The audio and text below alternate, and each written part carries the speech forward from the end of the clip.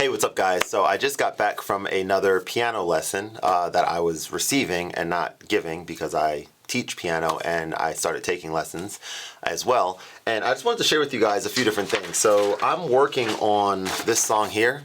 It's called Calm Before the Storm. And I learned some really interesting things that I think are important. So I want to share with you 4 different tips about just being better at playing the piano when you're working on sheet music, I guess specifically for this particular video. So the first thing is be intentional about playing slowly when you're first learning a song. So I tend to move much faster, even though it doesn't feel that fast, but just much faster than you really should be when you're first learning a new piece. So like take it very slow so that you don't get frustrated about not being able to play the right notes, and just, you know, this type of rhythm. Or even slower than that if you need to. So that's the first thing. Second thing is kind of take these measure by measure. So if you take a look here, I'm working like on all the left hand stuff, right? And then I work on all the right hand stuff.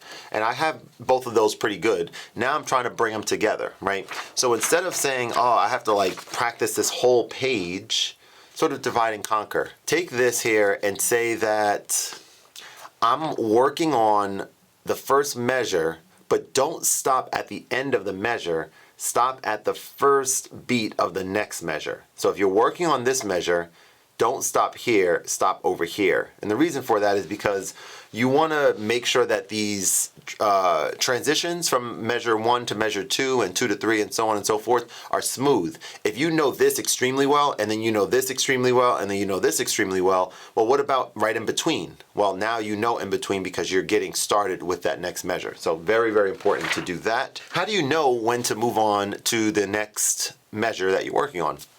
Well, unwritten rule, when you're able to play something 5 times with no mistakes, you are able to move to the next. So if you play it 4 times, you make a mistake on the 5th time, you're not ready.